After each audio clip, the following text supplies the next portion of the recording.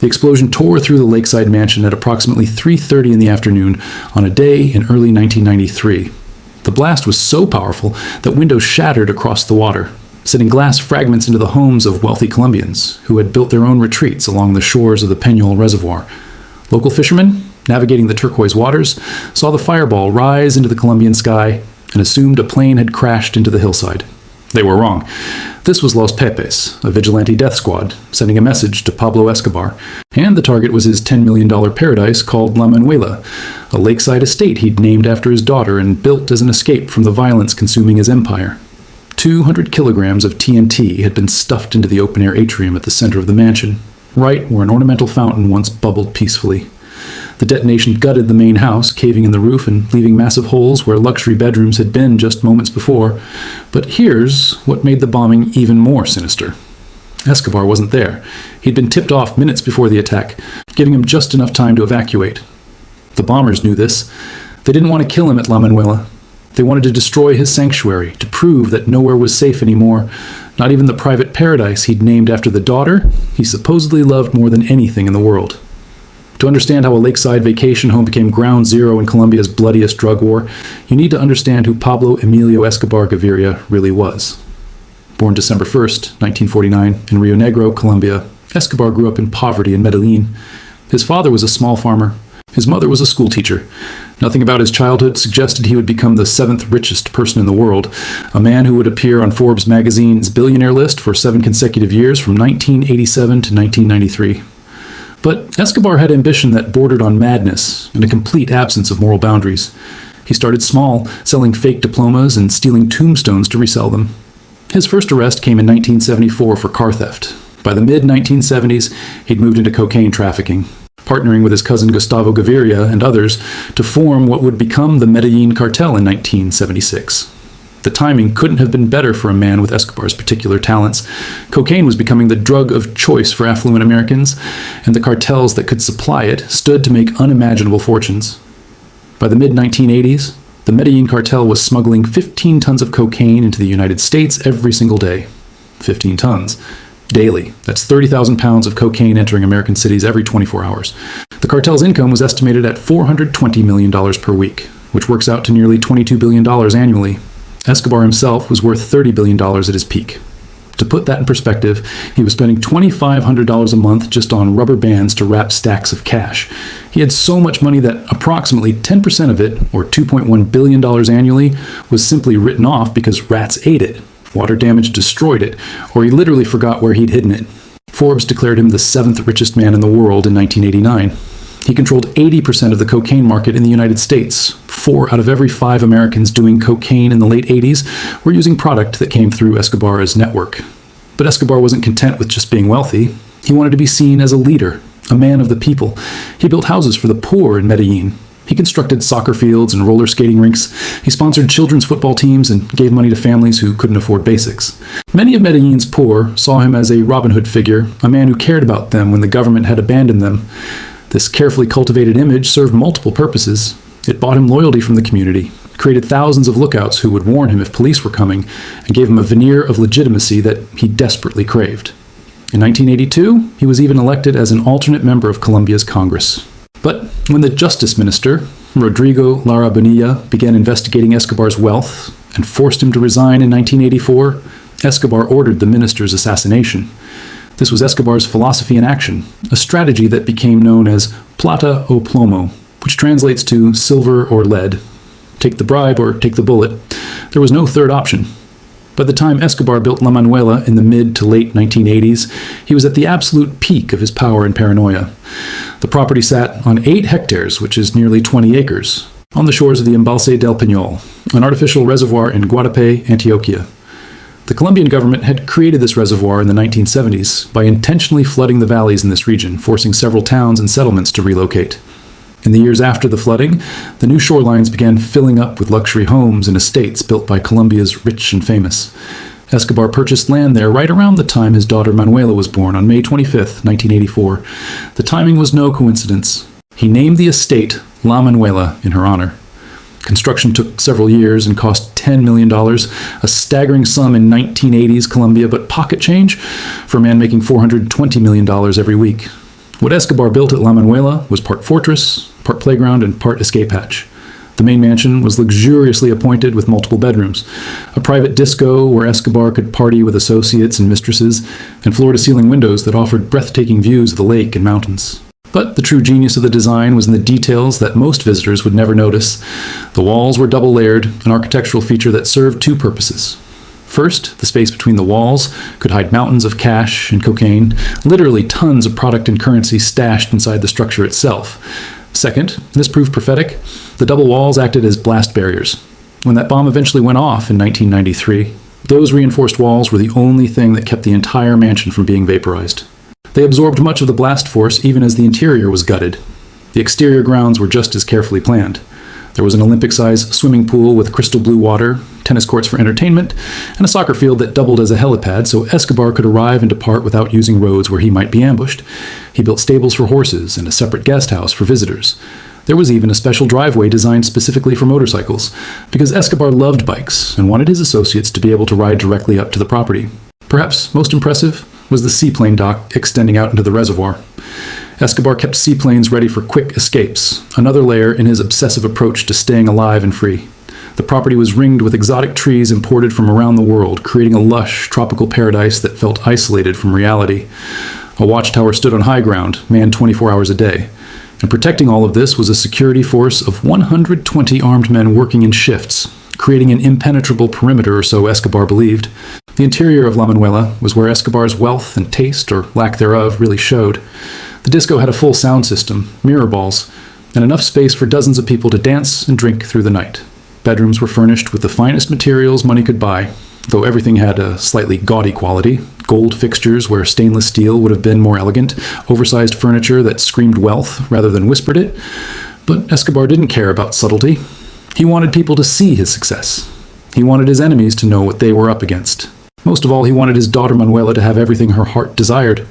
According to stories that emerged years later when young Manuela once asked her father for a unicorn, Escobar had his men purchase a white horse, staple a cone to its head to create a horn, and attach wings to its back. The poor animal died shortly after from infection, but the story illustrates the lengths Escobar would go to please his little princess. Life at La Manuela during Escobar's peak years was a bizarre mix of family time and criminal enterprise.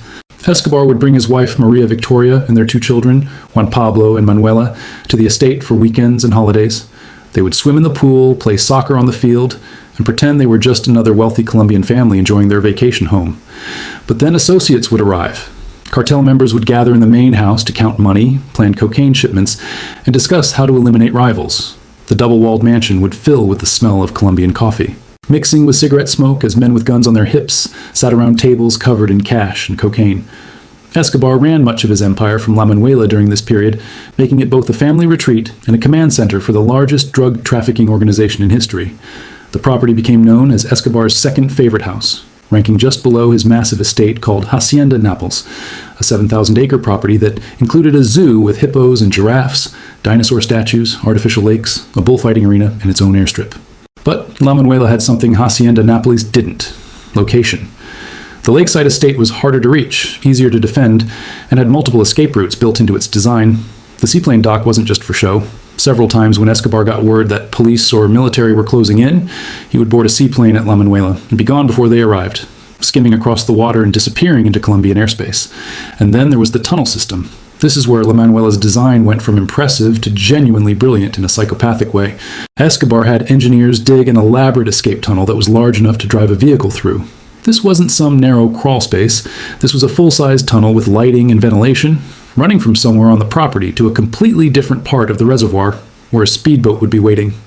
If enemies attacked from one direction, Escobar could disappear underground and emerge a mile away on the water, racing off before anyone knew what happened. But even paradise has its dark side, and La Manuela saw its share of violence and excess. The property was a favorite location for Escobar's infamous parties, events where cocaine flowed as freely as champagne and where women, young women, often girls barely in their teens, were brought in to entertain cartel members. These parties would rage through the night, music blasting from the disco while dozens of armed guards patrolled the perimeter. Escobar kept mistresses at various properties, and La Manuela was one of the locations where he would meet with women who weren't his wife.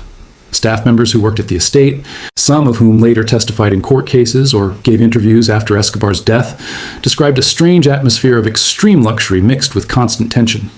Everyone knew that at any moment the party could stop and blood could be spilled. Escobar was known for his explosive temper.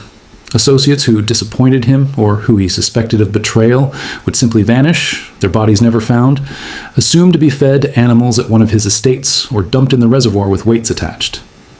The money flowing through La Manuela was difficult to even conceptualize. At the height of the Medellin cartel's power, Escobar was pulling in $420 million every single week. Some of that money was laundered through legitimate businesses. Some was sent to offshore accounts. But enormous amounts of it had to be physically hidden because there was simply too much to move through traditional channels. The double walls at La Manuela held stacks of US $100 bills wrapped in plastic and sealed away. Estimates of how much money was hidden in properties like La Manuela vary wildly because Escobar himself probably didn't know the exact amounts. He once told his accountant, Brother Roberto, that about 10% of their cash was lost each year to spoilage, which meant billions of dollars simply rotting away in walls and fields because they had too much to keep track of. Staff at La Manuela, including groundskeepers and household workers, were paid extremely well for their silence. A maid who cleaned rooms could make more in a month at La Manuela than she could make in a year at a normal job. But that money came with an understanding. You saw nothing, you said nothing, and if you broke that rule, you died, possibly along with your family. The security measures at La Manuela were extraordinary even by cartel standards. The 120 armed guards worked in rotating shifts, meaning 40 men were on duty at any given time while the others rested. These weren't just guys with guns. Many were former military, trained soldiers who had left the Colombian armed forces for the much higher pay Escobar offered.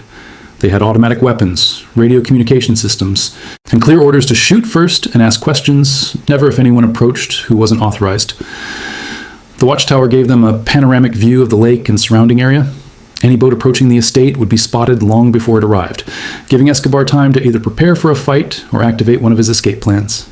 The soccer field wasn't just for family games. It was a landing zone that could accommodate helicopters in an emergency, allowing Escobar to be airlifted out if ground and water routes were blocked. Every angle had been considered. Every vulnerability had been addressed. Or so Escobar believed.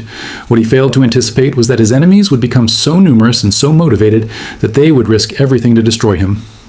By the late 1980s, Escobar had made a catastrophic strategic error. He started a war not just with the Colombian government, but with everyone simultaneously. He ordered the assassinations of politicians, judges, and journalists who opposed him. He allegedly orchestrated the bombing of Avianca Flight 203 in November 1989, killing 110 people, including 2 Americans. This brought the full weight of the U.S. government down on him. President George H.W. Bush made destroying the Medellin cartel a priority, and the DEA, CIA, and U.S. military began pouring resources into Colombia to help hunt Escobar down. At the same time, Escobar was engaged in a brutal war with his former allies in the Cali cartel. The rivalry between Medellin and Cali had always existed, but it exploded into open warfare on January 13, 1988, when the Cali cartel tried to assassinate Escobar and his family. That morning, at approximately 5 a.m., a Toyota vehicle packed with 80 kilograms of dynamite, that's about 800 pounds of explosives, was detonated outside the Monaco building in Medellin, where Escobar's family was staying. The blast destroyed a 4-block radius, leaving 3 people dead and at least 10 wounded. Escobar wasn't in the building at the time, but his wife Maria Victoria and their 2 children, Juan Pablo and Manuela, were woken from sleep by the explosion. Manuela, who was only 3 years old at the time, was left permanently deaf in her left ear from the blast. This attack fundamentally changed Escobar. If they would target his children, no line existed anymore. The war became total. And this is where Los Pepes enters the story. In January 1993, a new player emerged in the hunt for Escobar.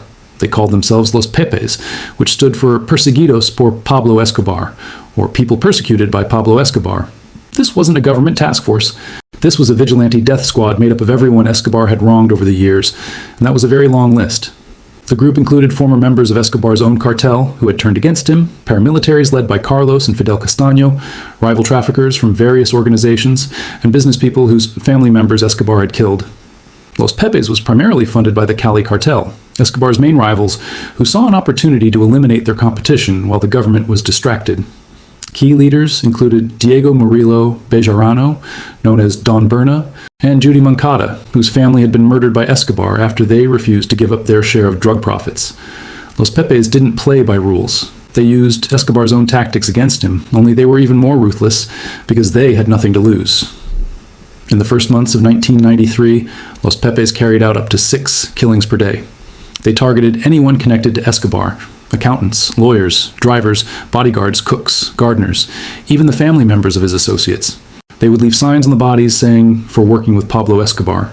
They bombed properties belonging to Escobar and his family, including 2 haciendas owned by his mother, Hermilda Gaviria. They kidnapped and executed people who had so much as sold groceries to Escobar's safe houses. The violence was indiscriminate and horrifying, and it achieved exactly what Los Pepes intended. It made Escobar's world shrink. Associates started abandoning him because staying loyal meant not just their own death, but the deaths of their wives, children, and parents. Properties that had once been safe havens became obvious targets. And here's where it gets murky, where the official story and the reality diverge. Multiple sources, including declassified CIA documents and testimonies from former operatives, strongly suggest that Los Pepes had direct connections to the Colombian National Police's search block, the special unit created specifically to hunt Escobar. There are credible allegations that some members of Los Pepes received intelligence from Colombian police officers and even from DEA agents stationed in Colombia. The U.S. government has always officially denied this, but the evidence is compelling. Los Pepes seemed to know exactly where Escobar's associates would be.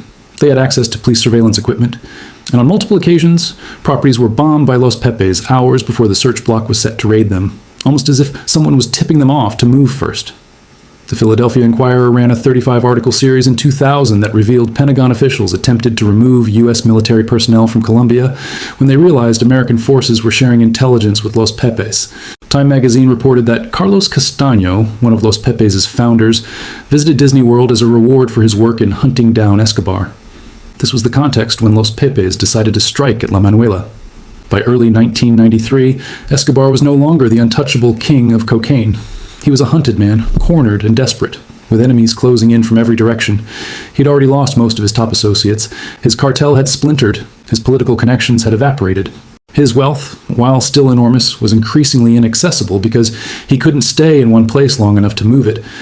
And Los Pepes was systematically destroying everything he'd built, property by property, person by person.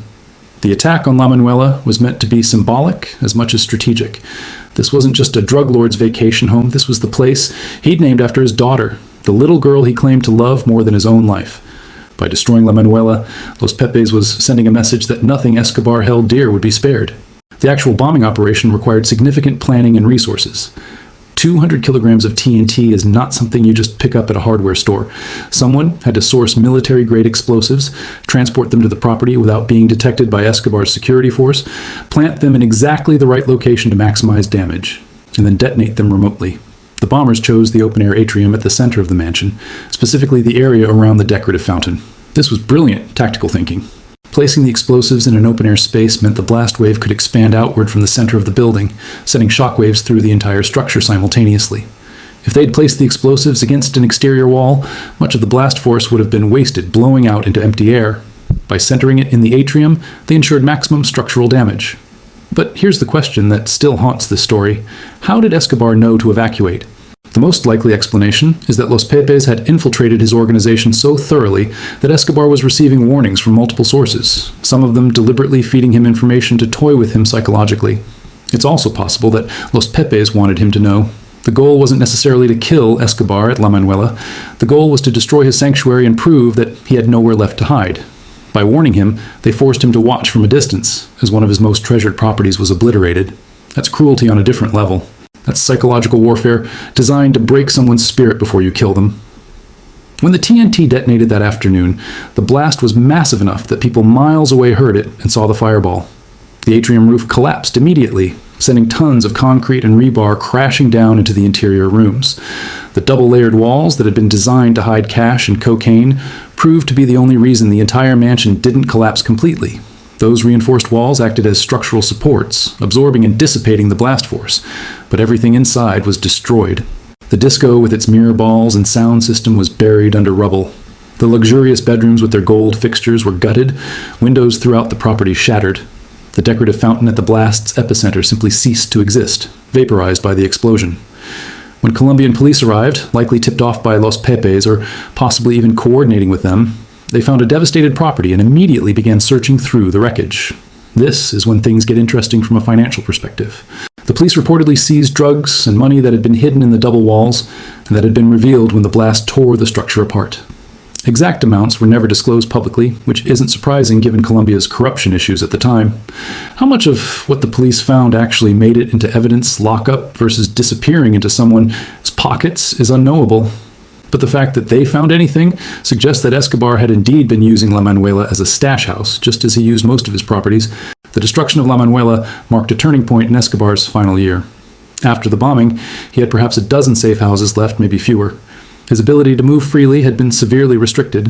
His family was in government protection, but effectively under house arrest.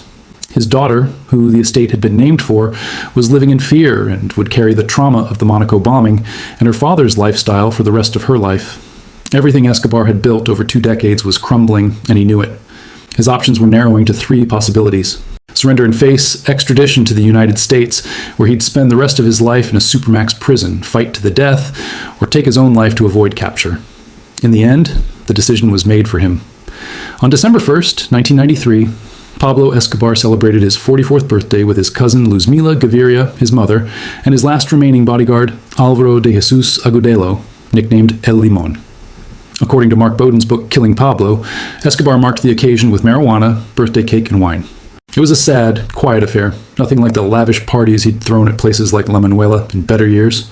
The next day, December 2nd, 1993, Escobar made a fatal mistake. He called his son Juan Pablo on the phone, staying on the line for over 2 minutes. Colombian electronic surveillance teams, equipped with U.S. technology, immediately triangulated his location to a middle-class house in the Los Olivos neighborhood of Medellin. The search block, which had been hunting him for 16 months since his escape from La Catedral prison, moved in fast. What happened next has been the subject of intense debate and multiple conspiracy theories. The official version says that search blocks surrounded the house, entered through the doors, and found Escobar and El Limón attempting to escape across the rooftops. A firefight ensued. Both men were shot multiple times. Escobar was hit in the torso, in the legs, and finally received a bullet through his right ear that killed him instantly. The famous photographs that circulated worldwide showed his body sprawled across orange rooftop tiles, barefoot, with Colombian police posing around him like hunters with a trophy. But Diego Murillo Bejarano, known as Don Berna, one of Los Pepes' key leaders, claimed years later that his brother Rodolfo was part of the search block team that day and fired the fatal shot. Don Berna's story suggested that Los Pepes operatives had infiltrated the official operation, or had been given tacit approval to participate. A former paramilitary member seemed to corroborate this in a 2003 confession, saying it was an agreement that they had, because Escobar was a common enemy. However, Fidel Castaño, another Los Pepes co-founder, denied involvement, stating in a 1994 interview that we never performed any operation with the search block. The operation during which Escobar was killed was realized exclusively by the police, as is public knowledge. Escobar's family, including his son, who later changed his name to Sebastián Marroquín, has long maintained that Pablo killed himself, using his signature execution method of a single shot through the ear to avoid capture and extradition. They claim he'd always said he would rather die in Colombia than rot in an American prison. The truth is probably somewhere in the messy middle, a combination of official police work, vigilante violence, and intelligence sharing that nobody wanted to officially acknowledge. What's undeniable is that Los Pepes was instrumental in Escobar's downfall. Between January and December 1993, they carried out more than 300 killings of people connected to Escobar. They destroyed dozens of properties. They made it impossible for Escobar to trust anyone or hide anywhere. The bombing of La Manuela was just one operation in a sustained campaign of terror that mirrored everything Escobar himself had done to others. It is dark irony that the man who pioneered the use of car bombs and targeted killings of civilians ultimately fell victim to the same tactics. Los Pepes dissolved immediately after Escobar's death. There was no need for them anymore. Many members returned to their previous organizations. Some, like Don Berna, went on to become major players in Colombia's ongoing drug trade and paramilitary conflicts. Others simply disappeared into anonymity, their role in Escobar's death a secret they would carry to their graves. After Escobar died, La Manuela was abandoned. The Colombian government seized the property along with Hacienda Nápoles and dozens of other Escobar assets. But La Manuela was in ruins, and there was no economic incentive to rebuild. The estate sat empty for years, slowly being reclaimed by nature. Vines crept up the damaged walls, the swimming pool filled with rainwater, algae, and leaves, turning from crystal blue to murky green. The tennis courts cracked and sprouted weeds. The exotic trees Escobar had imported continued to grow, untended, creating a jungle around the property. And then the treasure hunters arrived. Colombia has long been plagued by stories of Escobar's buried fortune.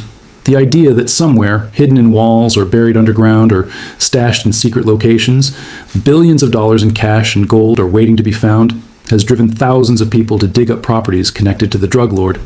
La Manuela was no exception. If you visit the ruins today, you'll see the walls are riddled with holes where people have dug and chiseled and blasted their way into the double-layered structure, searching for the fortune they're convinced must be hidden there. None of them have found anything, not one peso. Either the police seized whatever was there after the 1993 bombing, or Escobar never actually kept significant amounts of money at La Manuela because he knew it was vulnerable, or the money was there and someone got to it first and kept quiet about it. The mystery persists, which only encourages more treasure hunters to try their luck. In the years following Escobar's death, La Manuela took on a strange second life as a tourist attraction. Colombians and foreigners began making pilgrimages to the ruins, wanting to see firsthand where the legendary drug lord had lived. Tour operators started offering boat trips across the reservoir to the property. By the 2000s, La Manuela had become part of a controversial phenomenon known as narco-tourism. People were paying money to visit sites connected to Pablo Escobar, to walk where he walked, to take selfies in front of bomb-damaged walls. A paintball company even set up operations at the property, allowing tourists to play cops versus narcos games in the actual ruins of Escobar's mansion. The entrance fee was 170,000 Colombian pesos, which converts to somewhere between 43 and 75 US dollars, depending on the exchange rate. The paintball experience is bizarre in ways that are hard to fully articulate. Tourists, many of them young people from Europe and North America, arrive by boat. They're given paintball guns and divided into teams. Then they run through the bombed-out mansion, hiding behind the same walls where Escobar once hid millions of dollars in cocaine and cash, shooting paint pellets at each other and laughing. The swimming pool where Escobar's children once played is now filled with moss and stagnant water. The disco, where cartel members partied, is a graffiti-covered shell. The atrium, where 200 kilograms of TNT exploded, is an open-air ruin with pillars still blackened by soot. It's a playground built on trauma and death, and reactions to it are deeply divided. For some visitors, it's just an unusual tourist experience, something different to post on Instagram. An English tourist named Mark Mooney told reporters that playing paintball at La Manuela felt ironic given the violence that had occurred there. For others, particularly Colombians who lived through the violence of the 80s and 90s, narco-tourism represents something deeply troubling. It feels like the glorification of a man who ordered the deaths of thousands of innocent people. It feels like turning tragedy into entertainment, like disrespecting the victims of Escobar's reign of terror. The Colombian government has become increasingly sensitive to this criticism. In February 2019, they demolished the Monaco building, the Medellin apartment where Escobar's family had been targeted by the Cali Cartel in 1988. The government explicitly stated that the demolition was meant to send a message that Colombia was moving past its violent history and would not allow narco-tourism to flourish. But La Manuela remains standing, or partially standing anyway, because it's located in a remote area and because there's been a complicated legal battle over who actually owns it. For years after Escobar's death, the property was caught in bureaucratic limbo. The Colombian government claimed it as part of asset forfeiture, but a former groundskeeper named William Duque also claimed rights to the property. Duque had worked at La Manuela and apparently convinced authorities at some point that he had legitimate ownership documents. This legal gray area allowed the paintball operation and tourist visits to continue unchecked. Finally, in 2019, the Colombian government formally seized the property, ending Duque's claims and shutting down the paintball operation. Tourist access became restricted, though local tour operators still bring boats to the property, and trespassing remains common because the ruins are difficult to fully secure. Today, if you were to visit La Manuela, you'd find a haunting landscape that looks like a post-apocalyptic movie set. The main mansion is a hollowed-out shell. Concrete pillars still stand, supporting fragments of roof that somehow survived the bombing. The open-air atrium where the explosion occurred is the most damaged section, a crater of broken tile and twisted rebar. Walls that once held hidden fortunes of cash now hold only emptiness and the holes left by treasure hunters. Graffiti covers almost every surface. Some of it is simple tags, people leaving their mark. Some of it is more elaborate, murals and street art that comment on Escobar's legacy. Nature has reclaimed large sections of the property. Trees grow through the ruins. Vines hang from broken windows. The swimming pool, once a symbol of Escobar's wealth, is now a swamp. Frogs breed in the stagnant water. Birds nest in the rafters of the disco. The soccer field that doubled as a helipad is overgrown with tall grass and wildflowers. The watchtower still stands, but its windows are broken and the structure is unsafe to climb. Some of the secondary buildings on the property survived the bombing in better condition than the main house. The guest house is mostly intact, though looted and vandalized. The stables are still recognizable, though the horses that once lived there are long gone. And somewhere beneath all of this, if the stories are true, the escape tunnel still exists, though its entrances have presumably been sealed or hidden so well that even treasure hunters haven't found them. The tunnel represents everything that made Escobar successful for so long, and everything that ultimately failed him. He was brilliant at creating escape routes, at planning for every contingency, at staying one step ahead of law enforcement. But in the end, you can't build enough tunnels or buy enough loyalty or hide in enough safe houses when everyone wants you dead. The destruction of La Manuela cost Escobar more than just a property. It cost him the psychological security of believing he had sanctuaries that were untouchable. After that bombing, he must have realized that Los Pepes would stop at nothing. They'd already tried to kill his family at the Monaco building. Now they destroyed the mansion he'd named after his daughter. What would be next? His mother's house? His sister's homes? There was no line they wouldn't cross, which meant there was no place left to hide. This psychological warfare probably contributed to the mistakes Escobar made in his final months, like staying on the phone too long with his son, a basic operational security error that a man of his experience should never have made. He was exhausted, paranoid, and running out of options. The bombing of La Manuela wasn't what killed Pablo Escobar, but it definitely helped break him. What happened to Escobar's family after his death is its own tragic story. Maria Victoria, his wife, fled Colombia with their children, Juan Pablo and Manuela. They eventually settled in Argentina under assumed names. Maria Victoria became Maria Isabel Santos Caballero. Juan Pablo became Sebastián Marroquín. Manuela became Juana Manuela Marroquín Santos. They lived quietly, trying to build new lives away from the violence and notoriety. Juan Pablo has been the most public of the three. He changed his name legally and has given numerous interviews over the years, written books, and even returned to Colombia to meet with families of his father's victims and ask for forgiveness. He's tried to distance himself from his father's crimes, while also humanizing Pablo Escobar as a man, not just a monster. It's a complicated line to walk. Manuela, by contrast, has disappeared almost entirely from public life. She would be 41 years old now, and according to various reports, she still lives in Argentina under her assumed name. She's never been implicated in any crimes. She was a child during her father's reign and bears no legal responsibility for anything that happened. But the psychological toll has been severe. Multiple sources have reported that she suffers from depression and has struggled with the trauma of her childhood. She was permanently deafened in one ear by the Monaco building bombing when she was only 3 years old. She spent her formative years constantly moving between safe houses, never able to have a normal childhood, watching her father's empire collapse and knowing that people wanted him dead. After his death, she had to abandon her identity and become someone else. She's essentially a ghost, a person who exists but doesn't exist, carrying the name of history's most famous drug lord but unable to acknowledge it. She hasn't given a single interview in more than 20 years. No recent photographs of her exist in public databases. She's chosen complete anonymity, and given everything she went through, that choice is entirely understandable. The fate of Escobar's fortune is one of the enduring mysteries of his story. At his death, he was still officially worth billions, but the family claims they fled Colombia with almost nothing. They say the government seized everything and that his rivals took the rest. To some extent, this is true. The Colombian and U.S. government seized hundreds of properties, dozens of vehicles, planes, boats, and whatever cash they could find. But it strains credibility to believe that a man who was worth them $30 billion and who had spent decades hiding money in walls, fields, and offshore accounts left absolutely nothing for his family. The more likely scenario is that some money was successfully hidden, and that the family chose not to access it because doing so would have brought unwanted attention and possibly legal consequences.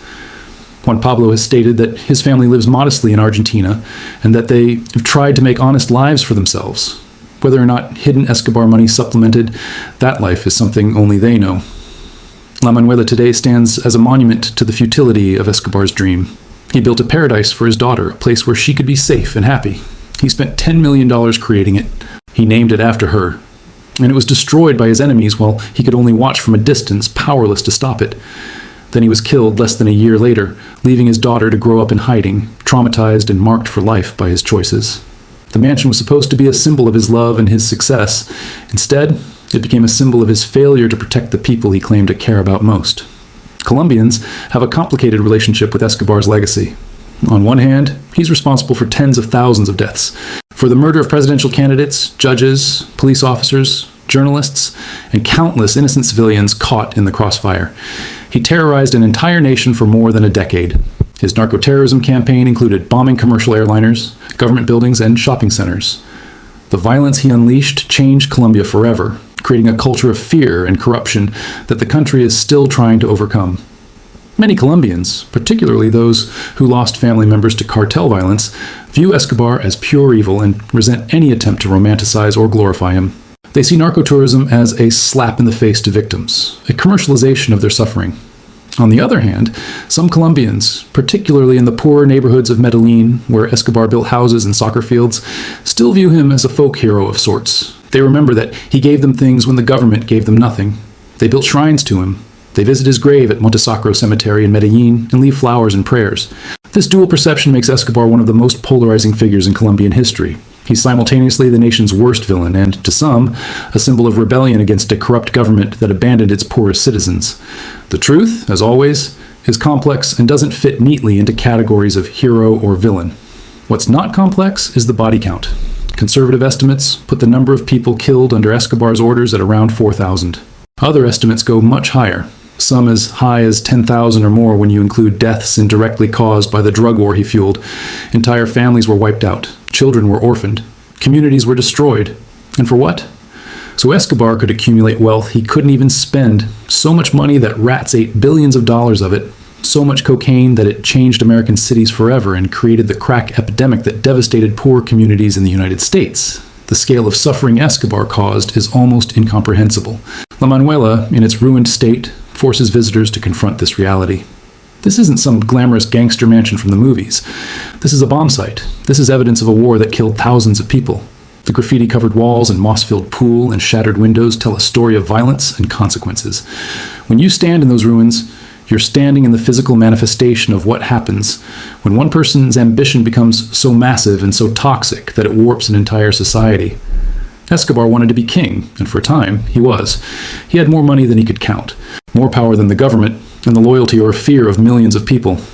But kingdoms built on blood don't last. They collapse into rubble and ruin, just like La Manuela. The question of whether La Manuela should be preserved or demolished remains contentious. Some argue it should be destroyed completely, like the Monaco building, to prevent it from becoming a shrine to Escobar or a tourist trap that glorifies violence.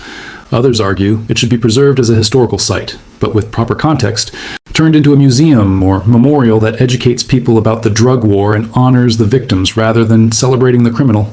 Still, others think it should simply be left as it is, a ruin that speaks for itself, slowly being reclaimed by nature until eventually nothing remains but stories and photographs. The Colombian government hasn't announced any definitive plans, which means La Manuela exists in this strange limbo, not quite a tourist site, not quite off limits, slowly deteriorating while the debate continues. What can't be debated is La Manuela's place in criminal history.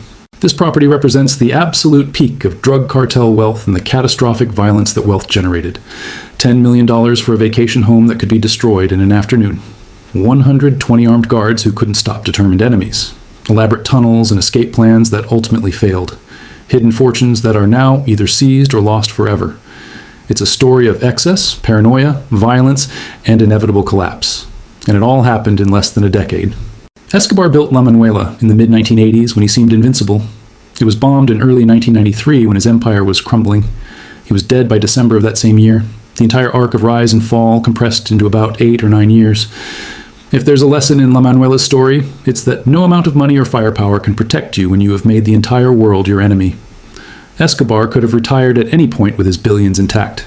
He could have stopped the violence, made peace with rivals, and lived out his life in luxury on one of his estates. But he couldn't stop. The violence became self-perpetuating. Every action required a reaction. Every enemy created 2 more. Every escalation demanded a bigger escalation. By the time he realized he'd gone too far, it was too late. Los Pepes was hunting him. The search block was hunting him. The DEA and CIA were hunting him. His own associates were turning on him, and all those properties he'd built, all those escape routes and tunnels and security systems became traps instead of refugees because everyone knew where they were. The explosion that tore through La Manuela on that afternoon in 1993 was more than just a bombing. It was a message. It was Los Pepes telling Escobar that they could reach anything he loved, destroy anything he'd built, hurt anyone he cared about. And they were right. Within months, he was dead. His empire was gone, his family was in exile, and his favorite mansion, the paradise he'd named after his little girl, was a pile of rubble that would eventually become a playground for tourists with paintball guns. If you wanted to understand Pablo Escobar's entire story, his rise and fall, His ambition and his brutality, his wealth and his paranoia. You could do worse than standing in the ruins of La Manuela and looking around at what remains. Not much, just broken walls, shattered dreams, and the ghosts of all the people who died in the war he started.